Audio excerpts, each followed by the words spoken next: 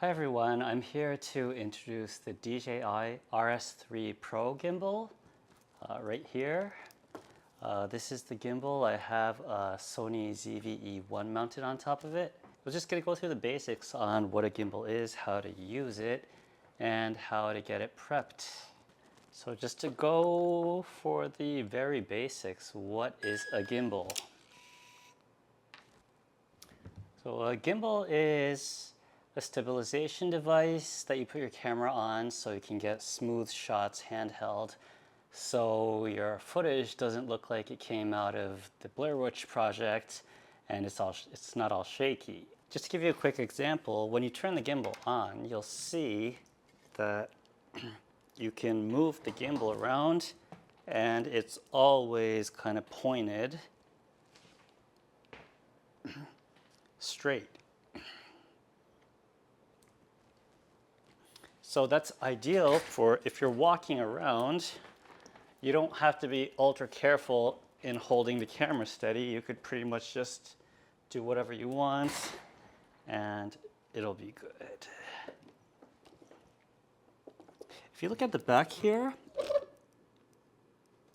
right here, there's an icon of a camera and you'll see that it says PF, which is pan follow mode. So pan follow mode is pretty much the pan follows and it keeps the vertical axis and the Z axis in line, so you can, no matter what you do here, it'll always be pointed straight. There's a little switch on the side right here.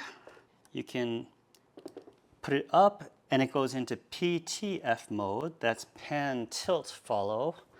And that's for if you want to not only go like this, but if you wanted to tilt down on something or tilt up, just as the name implies, it also takes into consideration your tilt movements.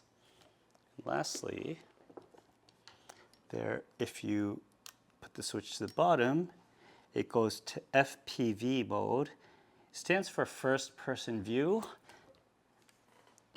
But what that actually does is it'll do this. It'll go up, down. Not only that, but it'll also rotate on the Z axis to do like a Dutch roll.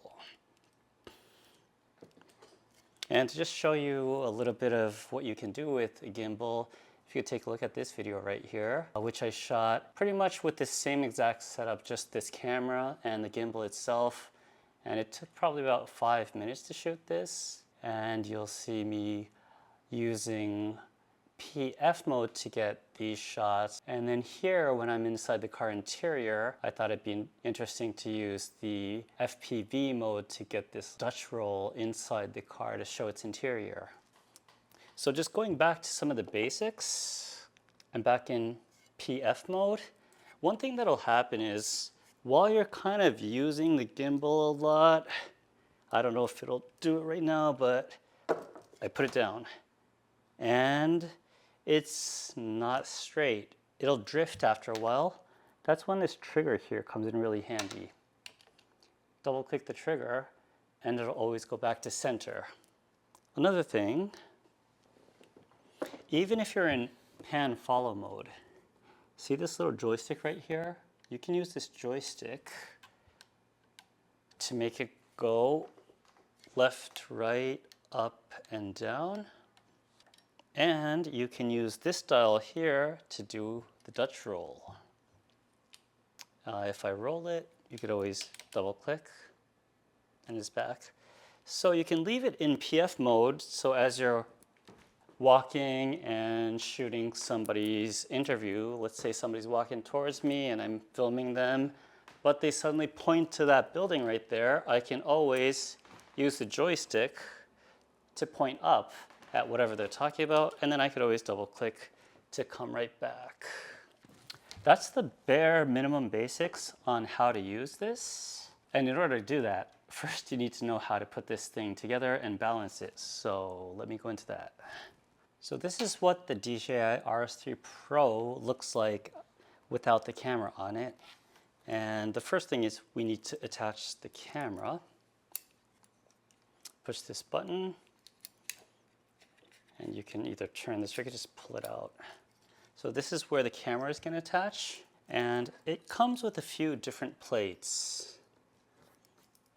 Stuff like this. You can either use this, attach this to the bottom of your camera, and then slide it in.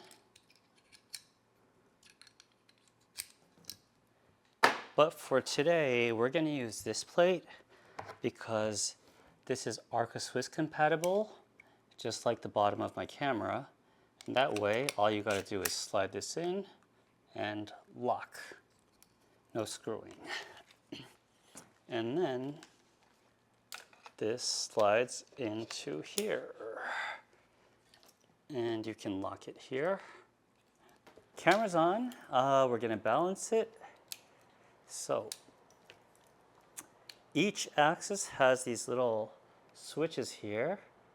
If you unlock, you see it's kind of limp. And actually, this looks pretty good. What we want to do is we want to turn this knob so we can slide this thing up or down. You'll see if it's all the way down here. That's what happens. So I'm going to adjust it.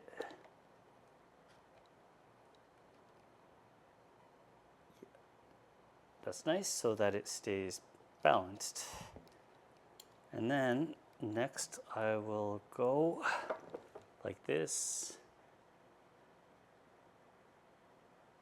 It looks pretty good. I'm gonna unlatch this though. If it's too forward, that's what happens. If it's too backwards, okay, it's gonna fall back.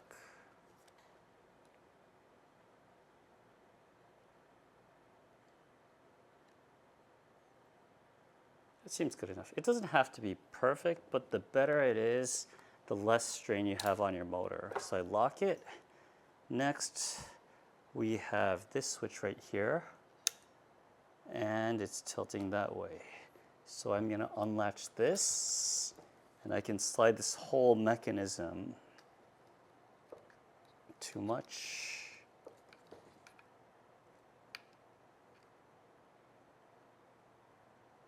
Good enough, and then I'll latch it closed and lock it. Last one is this switch right here, which is here. So I want to be able to tilt this left and right, and it's already balanced. But in the same way, if it wasn't balanced, like if it was too forward, you'd see it going like this. So I'm gonna slide this back and forth until it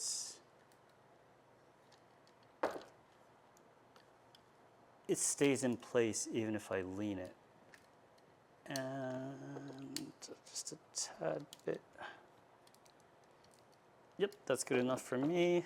Now I'll lock it back in place. And now, let me take this off so we can see better. Press the power button, long press, and it is on. After you balance the gimbal, the next step will be to calibrate it. On the menu, you'll see this icon that looks like a gimbal with a little like shaky line. Tap that. You have two options, super smooth and normal. For normal operations, I would go with normal. Just press it and it's already calibrating. You would use the super smooth option if you have a heavy payload and you need extra power on the motors.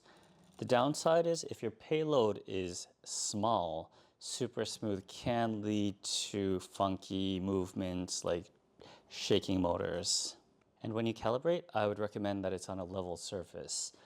There are a lot of other controls here. If you were to swipe down, swipe left, swipe right, there's a whole bunch of icons that you'll see. Most of them deal with reprogramming certain buttons or adjusting how quickly the gimbal reacts to your movements or how smooth or quickly the joystick reacts. Those features, I think you should just go through them yourself, and they're pretty self-explanatory. Except for one feature that I kind of want to talk about. There's this cog wheel, which is general settings. And in here, I have selfie mode disabled because it gets in my way. But for some people, I think it would be useful. I'm gonna turn selfie mode back on, which is the default setting. What that does is, if you are filming, and then all of a sudden, like, I want to talk to the camera.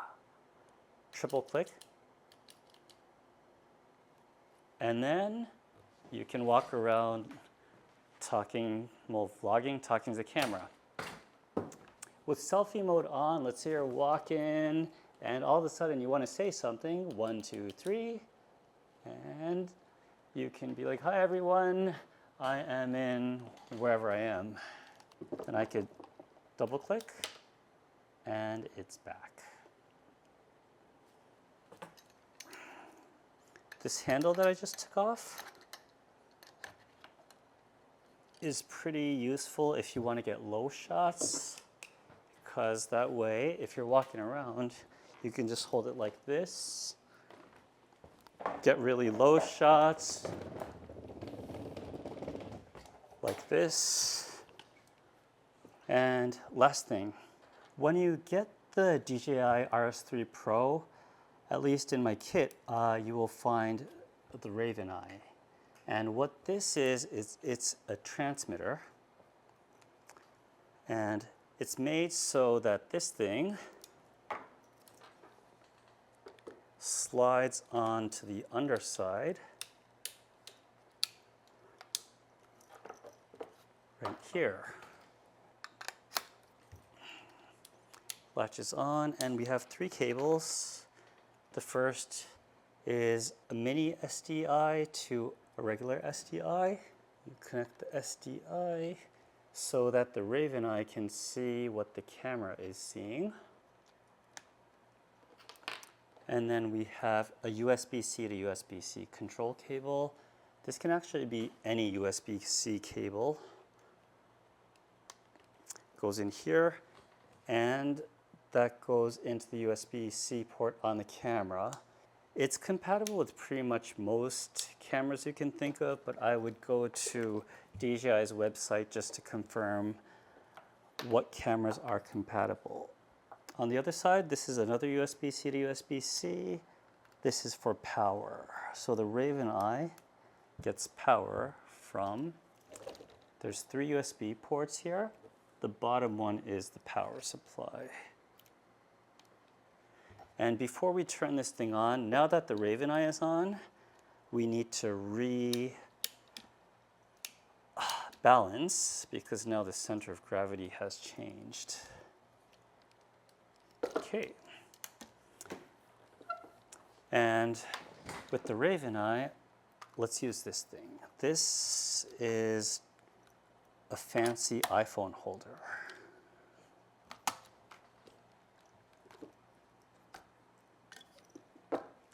So I'll turn the camera on, I'll turn the gimbal on, and the Raveneye it's got a white light on. Let me long press the power button, and we see the red lamp at that point. And I'm going to connect the Wi-Fi to the Raveneye. And the password is written on the bottom. So once we're connected, we will open the free DJI app.